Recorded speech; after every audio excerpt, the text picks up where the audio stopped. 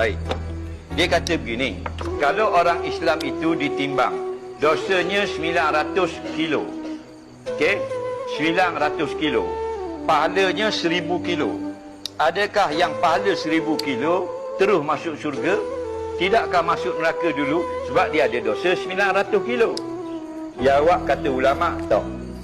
Jika lebih saja, fa amma man sakulat mawazinuhu fa huwa fi 'aisyatin radiyah. Barang siapa yang bila ditimbang antara jahat dengan baik, berat sebelah baik.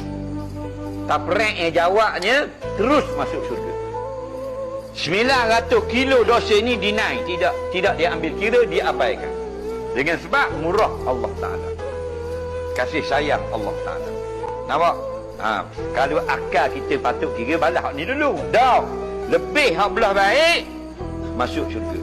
Dan jika dah ditimbang pahalanya 1000 kilo, dosanya 1001 kilo, masuk neraka kalau tak dapat syafaat Nabi.